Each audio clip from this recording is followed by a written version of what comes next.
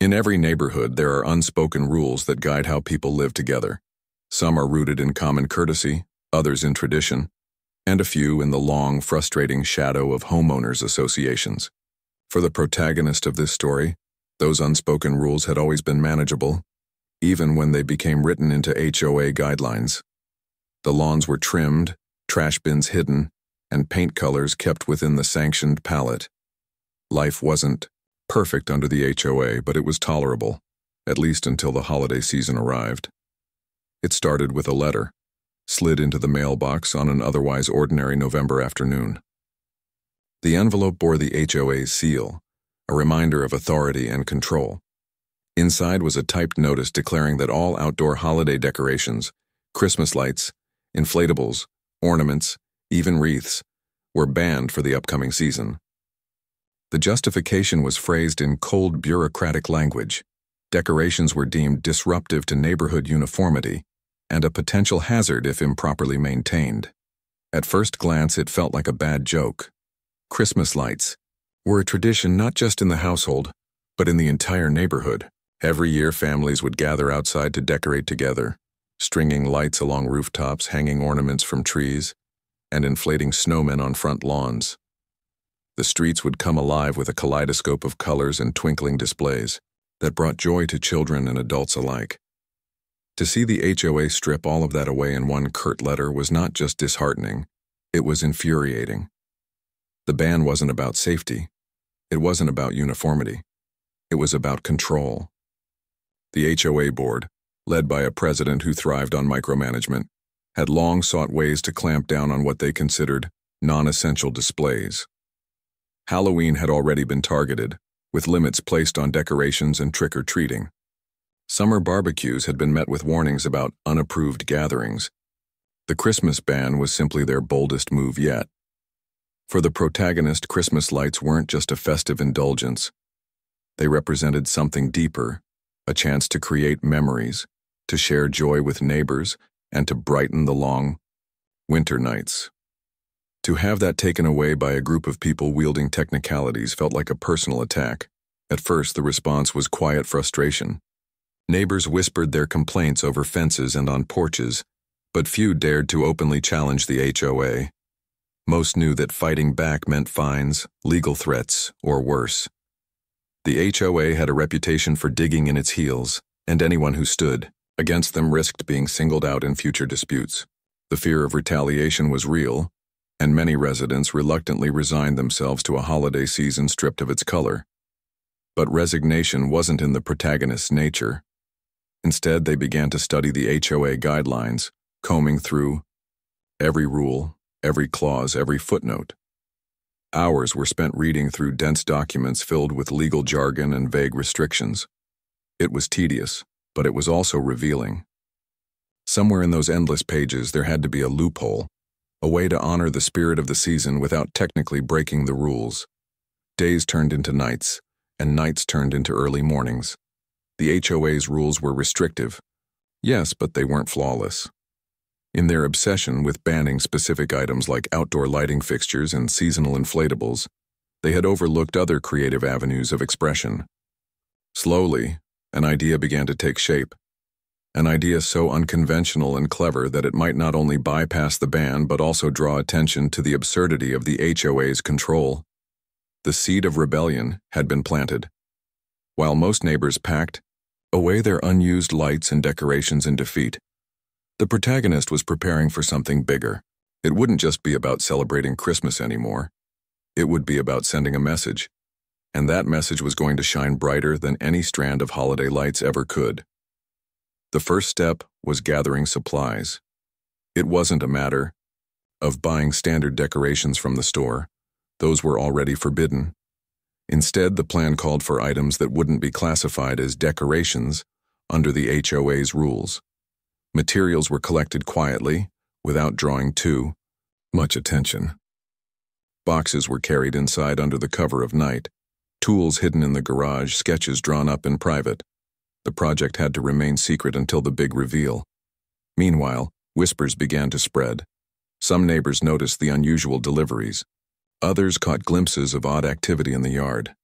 Curiosity grew, but no one could piece together the full picture. And that was exactly how the protagonist wanted it. The surprise would be part of the spectacle. As December drew near, anticipation grew. The HOA's ban had already sucked the joy out of the season, leaving the streets looking bare and lifeless. No twinkling lights, no colorful displays, just rows of houses that looked as if they were bracing for winter rather than celebrating it. The neighborhood had never looked so cold, so unwelcoming. It was as if the HOA had managed to drain the very spirit of the community. But soon, that was about to change. The plan was nearly complete, and when it was finally unveiled, it wouldn't just light up the block, it would ignite a firestorm that reached far beyond the neighborhood. The protagonist wasn't just decorating for Christmas anymore. They were preparing to make a statement, one so bold and unforgettable that even the most stubborn members of the HOA board wouldn't be able to ignore it. And as the final preparations were made, one thought lingered above all else. Sometimes, the best revenge doesn't come from breaking the rules. It comes from bending them so far that the people who wrote them end up looking foolish. The stage was set, the pieces in place, and the countdown to December had begun. What came next would not only shock the HOA but also capture the attention of people far beyond the quiet suburban streets. Because when the lights finally came on, though not in the way anyone expected, the world would be watching. The first days of December arrived with an eerie silence that didn't feel like Christmas at all. Streets that were once alive with the glow of twinkling lights now sat in darkness, stripped of joy by the HOA's decree. Passing cars no longer slowed to admire festive displays. Children no longer begged their parents to walk outside after dinner to see which neighbor had outdone the rest. It was as if the entire neighborhood had been robbed of its heartbeat.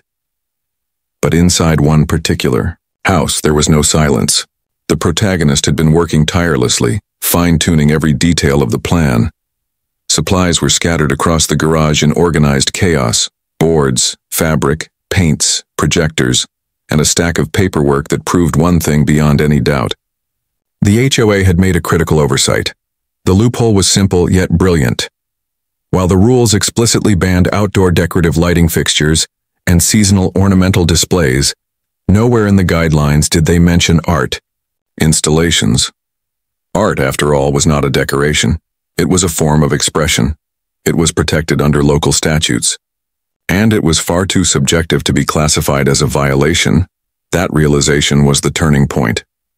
If Christmas lights were decorations, then this wouldn't be about Christmas lights at all. This would be an outdoor art project, one that just happened to carry the unmistakable spirit of the holiday season. The core of the plan revolved around projection. Instead of stringing physical lights across the roof and lawn, the protagonist had invested in a set of high-powered projectors capable of casting massive, colorful displays across the entire house. These weren't ordinary holiday lights. They were moving, dynamic images that painted the walls in scenes of winter wonderlands, snowflakes drifting across the siding, and glowing stars that shimmered in rhythm. Technically, there were no physical decorations at all. Nothing nailed to the roof, nothing staked into the yard. Just light, intangible and untouchable, falling under the broad category of art. And it didn't stop there. The display wasn't just beautiful, it was interactive. By using synchronized projectors and pre-programmed sequences, the house transformed into a canvas that told a story. One moment, snow would fall across the siding. The next, reindeer would leap across the windows. The crowning moment came when the entire house lit up in brilliant hues of red, green, and gold, forming the outline of a towering Christmas tree that seemed to rise from the ground to the sky. It was bold, it was spectacular, and most importantly, it was untouchable by the HOA's rules. The reveal came quietly at first. On the evening of December 3rd, with the neighborhood bathed in its usual lifeless darkness, the protagonist set the projectors in motion. At exactly 7 p.m., the house came alive in an explosion of light and color. It was as if a festival had erupted in the middle of a graveyard. At first, neighbors peered through their blinds, uncertain of what they were seeing. Then came the gasps, the laughter, the hurried footsteps of families stepping outside to witness the spectacle firsthand. For the first time that season, children's eyes widened with wonder. Parents smiled, shaking their heads in disbelief at the sheer audacity of it all. Within minutes, word began to spread. People pulled out their phones, recording videos and snapping pictures. Social media lit up with posts tagged "HO Nightmare" and "Christmas Loophole." The HOA president was among the first to respond. From their own porch, they could see the glowing masterpiece across the street, their face twisting in fury. A phone call was made almost immediately, and soon other board members arrived, standing in the cul-de-sac with crossed arms and disapproving stares. Yet despite their presence, despite their whispered arguments, there was nothing they could do. The lights weren't decorations. They weren't inflatables. They weren't even physical. It was art. And art, by law, could not be censored by the HOA. The tension between the board members and the crowd of neighbors grew thick. Some whispered about fines and violations, while others laughed, openly mocking the HOA's inability to stop what was happening. For once, the power dynamic had shifted. The HOA, usually feared and obeyed, was now being ridiculed in front of the very people they had sought to control. By the next morning, the story had already spread beyond the neighborhood. Local news outlets picked it up after a video of the display went viral on social media. Headlines appeared. "Homeowner outsmarts HOA with Christmas light loophole," and "HOA's ban backfires in hilarious way." Reporters began showing up in the following days, eager to capture the spectacle firsthand. Cars from outside the community parked along the curbs at night, their drivers eager to watch the legendary display in person. What had once been a dark, joyless neighborhood was now drawing crowds of people, laughter and holiday cheer. The irony was impossible to miss. The HOA's attempt to suppress Christmas had turned their community into the center of it. The protagonist stayed quiet, letting the lights speak louder than words ever could. Every night, as the projectors lit up the house and neighbors gathered on the sidewalks, the message became clearer. Creativity will always find a way around control. But with each passing day, the HOA's desperation grew. They began holding emergency board meetings, searching for any clause, any loophole of their own that could shut the display down. Letters of concern were mailed out, thinly veiled threats dressed up as official notices. Yet none of it stuck. The protagonist wasn't breaking the rules, and they knew it. Still, the HOA wasn't done fighting. As the lights grew more famous, as the story spread further, the board realized they weren't just facing a rebellious homeowner anymore. They were facing the embarrassment of national attention. Their reputation was on the line, and they would stop at nothing to regain control. And so, while the protagonist enjoyed the growing wave of support, the HOA was already plotting their next move. A move that would escalate the battle from a neighborhood, squabble into something much bigger. Because when pride and power are on the line, no HOA ever backs down quietly. The lights had turned the neighborhood into something it had never been before. Joyful, crowded, and alive with energy. What began as a clever rebellion was now a nightly event. Families bundled up in coats to stroll through the streets. Carolers arrived uninvited to sing in front of the glowing house, and local vendors even began setting up small stands at the edge of the block to sell hot cocoa and cookies to the visitors who came from miles away. For the protagonist, it was surreal. What started as an act of defiance had become a full-blown community celebration. But while neighbors laughed and children danced under the shimmering lights, the HOA simmered with rage. The board members were no longer just irritated. They were humiliated. Videos of the display had racked up hundreds of thousands of views online, turning their strict ban into the punchline of endless jokes. The HOA president, a figure known for clinging to rules as though they were weapons, convened an emergency board meeting. It wasn't just about decorations anymore. It was about control, image, and power. Their neighborhood had become a spectacle, and to them, it was chaos. Cars lining the curbs, strangers walking through, cameras flashing. It was everything the HOA stood against, and yet they could do nothing, at least not yet. The meeting was long and bitter, with board members bickering over strategies. Fines had already been considered, but lawyers warned they wouldn't hold up. Threatening foreclosure was mentioned, but quickly dismissed for the same reason. Then came the idea of safety. If they couldn't classify the display as decorations, perhaps they could label it a hazard. Projectors required electricity. Wires stretched across yards. Crowds gathered in the street. Surely, they argued, that could be twisted into a violation of community safety standards. Within days, the protagonist received the first official notice. It claimed that the display was creating traffic congestion, posing a public nuisance, and potentially endangering the safety of residents. The wording was vague but menacing, dripping with the unmistakable tone of the HOA's authority. It was the first of many. Yet the protagonist wasn't intimidated. The beauty of the loophole wasn't just that it sidestepped the rules, it also highlighted the HOA's desperation. Each letter they sent, each flimsy accusation they made, only strengthened the story's appeal. Neighbors saw it for what it was: a petty power struggle, an attempt to crush creativity with paperwork. And the internet, watching from afar, ate it up.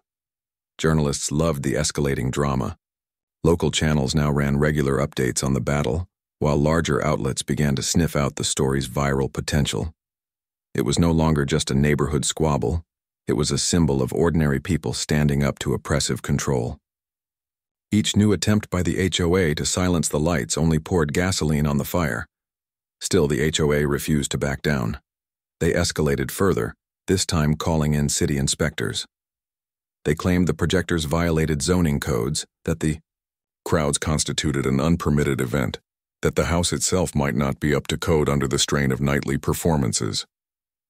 The protagonist found themselves visited by stern officials with clipboards, measuring, photographing, and jotting notes in silence. But once again, the HOA overplayed its hand. The inspectors, after hours of assessment, left without issuing a single citation. The projectors were safe. The wiring was legal. The gatherings, while unusual, weren't breaking any laws.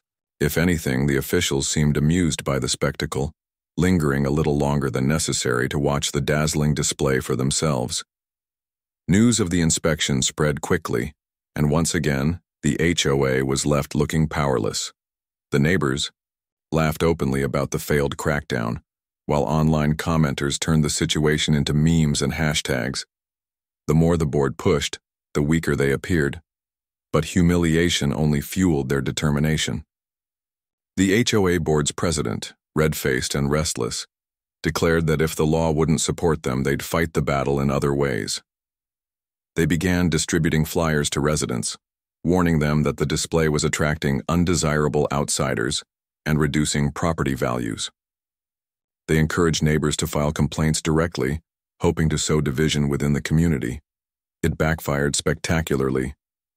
Instead of turning residents against the protagonist, the flyers galvanized support. Neighbors who had been hesitant now openly voiced their approval of the lights. Some even volunteered to help with setup and crowd management. What the HOA intended as a wedge became a rallying cry. Meanwhile, the online audience grew exponentially. Influencers covered the story, sharing clips of the dazzling house with millions of followers. National media began circling. Talk shows and podcasts debated the implications of HOA power and individual freedom. The protagonist's quiet act of defiance had become a cultural moment, one that touched a nerve across the country. And yet, in the midst of all the excitement, there was a sense of looming tension. The HOA wasn't finished. They couldn't be. Their pride had been wounded too deeply, their authority too publicly mocked. The protagonist knew the board would never simply admit defeat. They would escalate further, digging for some new angle, some new weapon to wield. The question wasn't if they'd strike again, it was how. For now, the lights continued to shine, brighter than ever, reflecting not just the spirit of Christmas, but the resilience of defiance. Neighbors gathered nightly, strangers drove from miles away, and the internet buzzed with anticipation for the next twist in the saga.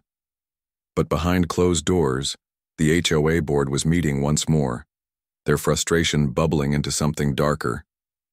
If they couldn't win by rules or fines or inspections, they would need a new plan. Something bigger. Something that might finally tip the scales in their favor. And as December crept forward, their plan began to take shape. The lights continued to glow brighter each night, but beneath the brilliance a storm was gathering. The HOA board, humiliated on a national stage, was no longer satisfied with letters, flyers, or failed inspections. Their pride demanded a decisive strike, something that would not only silence the display but also reclaim their image as enforcers of order. The president of the HOA, relentless and obsessed with control, pushed the board into uncharted territory, legal action. If they couldn't bend their own rules to stop the display, perhaps they could bend the courts. The plan was audacious. They would file a lawsuit claiming that the display constituted a public nuisance, that it endangered the safety of residents, and that it violated the quiet enjoyment of the neighborhood.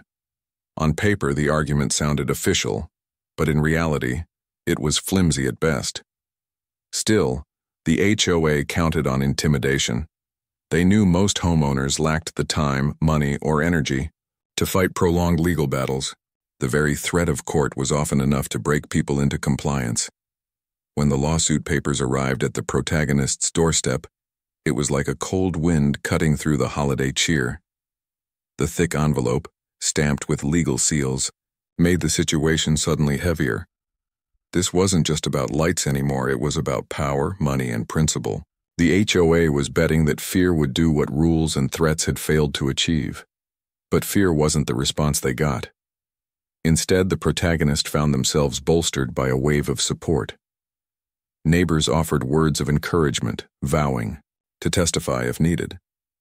Strangers online, many of whom had followed the story from its viral beginnings, flooded the internet with offers of financial help.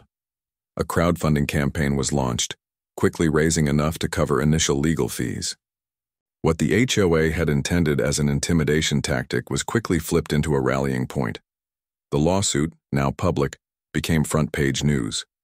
Headlines read, HOA sues homeowner over Christmas lights display, and community rallies against HOA Scrooge.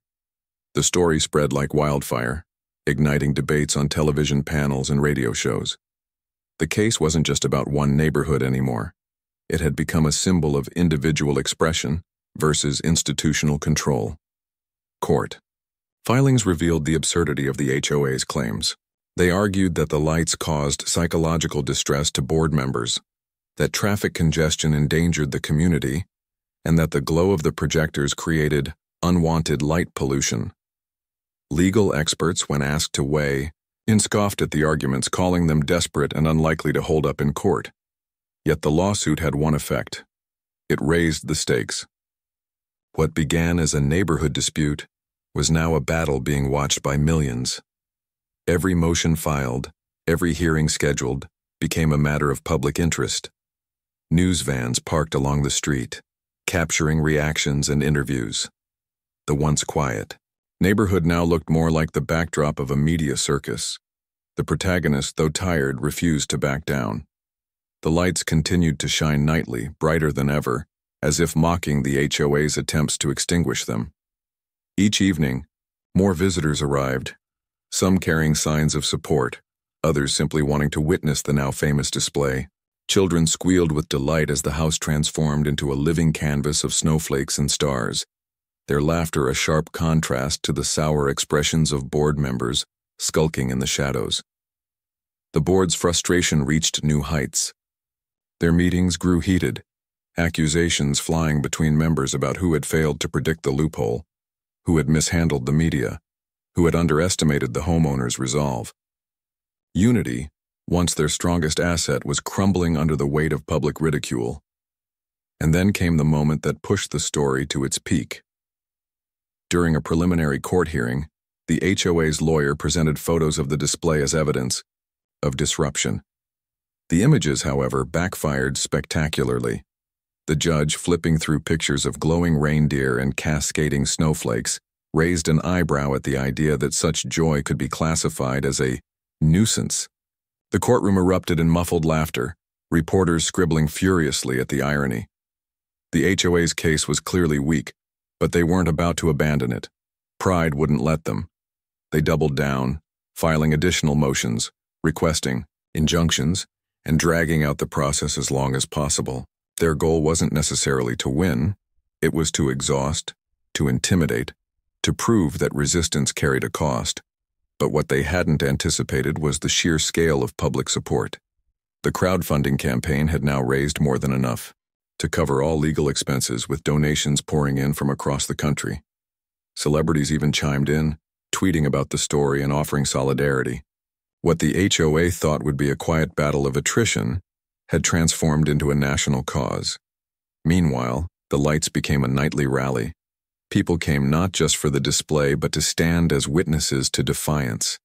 The sidewalks were filled, with families, activists, journalists, and curious onlookers, all united by a shared disdain for overreaching authority. The neighborhood, once subdued by the HOA's heavy hand, was now alive with a collective voice louder than the board had ever faced. By mid-December, the tension was unbearable. The HOA, desperate for control, sought a court-issued injunction to shut the lights off immediately until the case was resolved. This was their boldest move yet, a last-ditch attempt to stamp out the rebellion before Christmas arrived. The hearing for the injunction was scheduled for December 20th, just 5 days before Christmas. The timing was deliberate. They hoped the looming holiday would pressure the judge into siding with them, prioritizing order over celebration. For the protagonist, it meant everything hinged on a single decision. Would the lights be silenced at the peak of the season, or would they shine brighter than ever on Christmas night? As the date approached, anticipation grew. News outlets announced the hearing like it was a prize fight. Neighbors whispered about attending in solidarity. The internet buzzed with predictions and countdowns. It was no longer just a question of lights. It was a question of principle, of freedom, of standing up against arbitrary power. The protagonist prepared for the worst, but hoped for the best. The house remained aglow, each night drawing larger. Crowds as if people wanted to savor every possible moment before the court's decision. And on December 20th, as the judge prepared to rule on the injunction, the entire nation seemed to be watching. The courthouse was buzzing with energy on the morning of December 20th. What should have been a routine hearing about a neighborhood dispute had transformed into a spectacle followed nationwide. Reporters filled the hallways, camera crews scrambled for positions, and curious onlookers lined the benches inside the courtroom. For many, this wasn't just about one homeowner's lights, it was about standing up against the suffocating grip of HOA control. The protagonist entered quietly, flanked by their attorney and supported by neighbors who had volunteered to testify. They carried themselves with calm resolve, but beneath that calmness was the weight of weeks of pressure. This was the moment everything hinged on. Whether the lights would be extinguished before Christmas, or whether they would continue to shine as a symbol of resistance. The HOA's representatives arrived shortly after, led by their president, whose face bore the familiar look of rigid authority. Their attorney carried thick binders of evidence, determined to frame the display as reckless and disruptive. They believed that with enough formality and legal jargon, the judge could be persuaded to see the display as chaos rather than celebration. The proceedings began with the HOA's arguments. They painted a dire picture of traffic congestion clogging the streets, of car accidents narrowly avoided, of residents allegedly disturbed by noise and light. They claimed property values were threatened by the carnival atmosphere the display had attracted, portraying the protagonist as selfish and irresponsible. Photos and affidavits were presented, each one designed to cast the lights as a menace rather than art. But the cracks in their case were clear from the beginning. The judge, flipping through glossy photographs of glowing snowflakes and shimmering stars, seemed unconvinced by the claims of danger. The supposed traffic jams were little more than clusters of cars parked neatly along the curb. The noise was laughter, carolers, and holiday cheer, not the chaos the HOA described. When it was the protagonist's turn, their attorney spoke with precision and confidence. They highlighted the loophole, pointing out how the display fell squarely outside the HOA's definitions of decorations. They reminded the court of local protections for artistic expression, framing the lights not as an act of defiance but as a lawful and creative installation. Witnesses testified to the joy the display had brought, recounting stories of children's faces lighting up and neighbors bonding in ways they hadn't in years. One neighbor, a veteran, spoke about how the lights lifted his spirits after a difficult season. Another described how families from nearby towns came just to experience the holiday magic. Each testimony chipped away at the HOA's argument, revealing their lawsuit for what it truly was: an attempt to assert control, not protect the community. The turning point came when the judge asked the HOA attorney to explain, in clear terms, how the lights directly harmed residents. The response was hesitant, filled with vague references to potential risks and community standards. The lack of concrete evidence was glaring.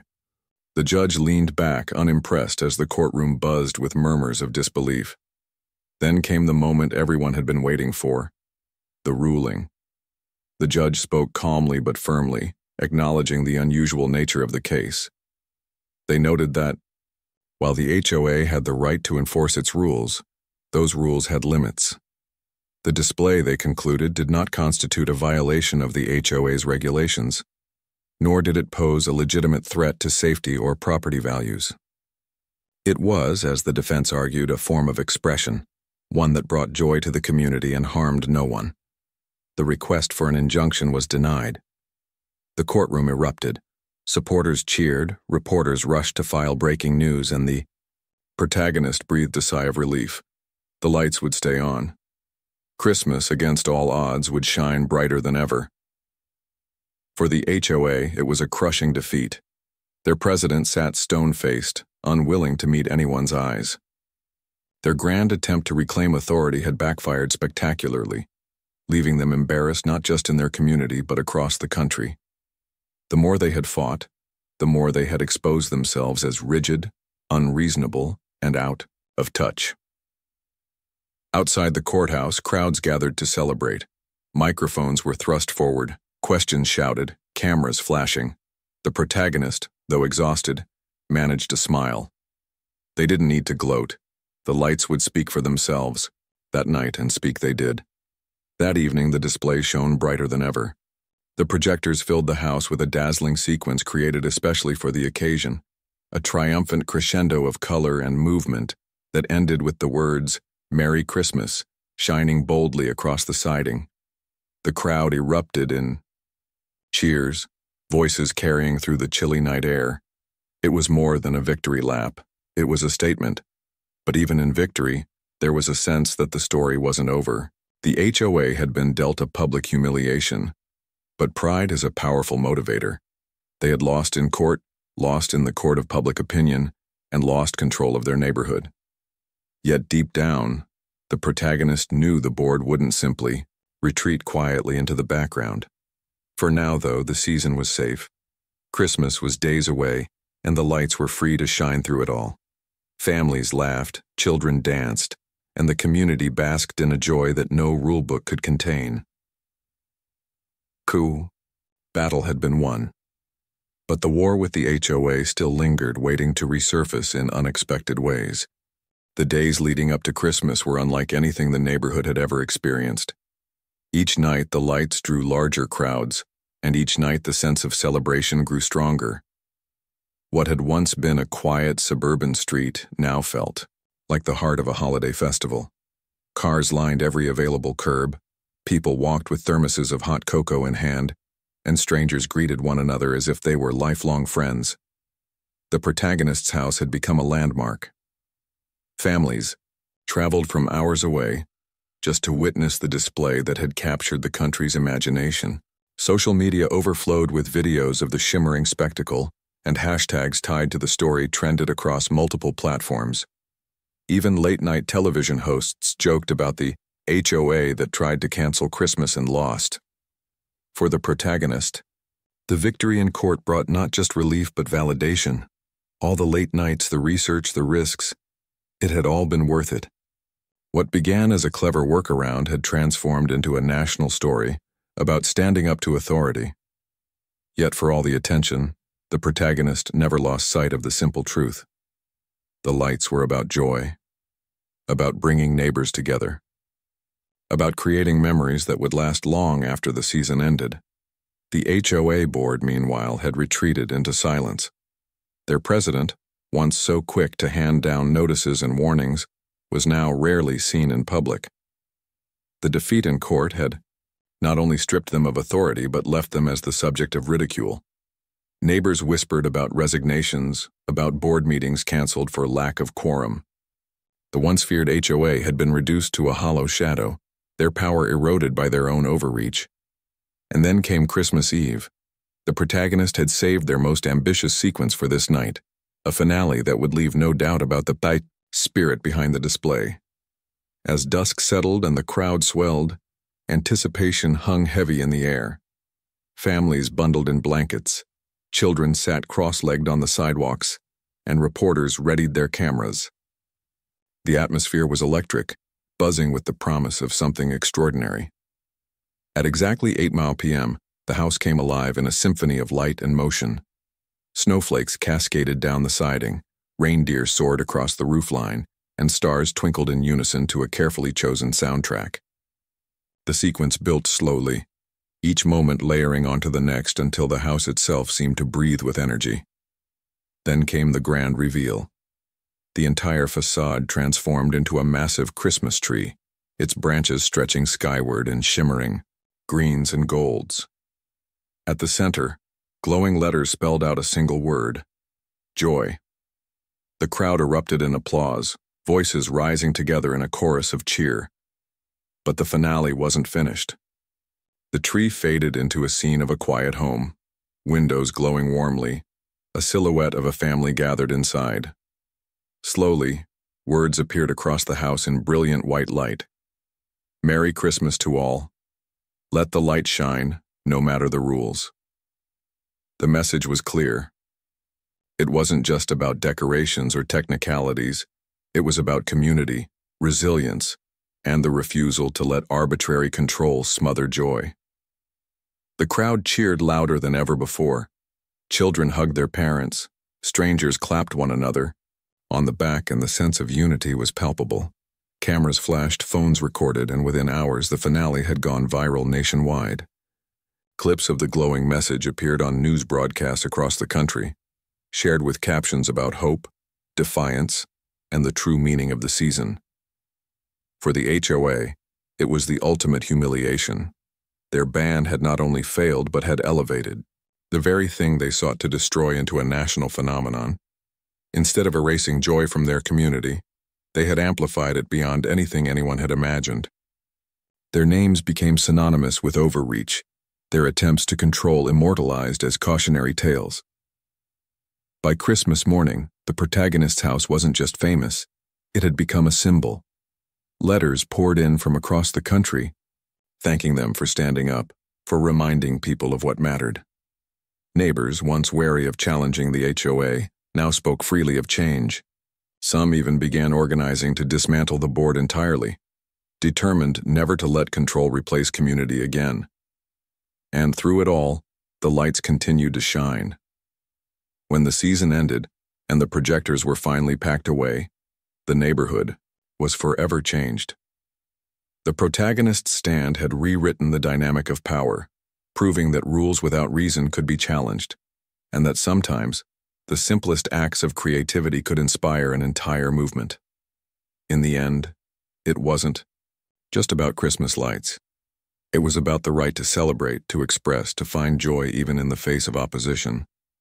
It was about reminding everyone that light, whether literal or metaphorical, shines brightest when it's challenged by darkness.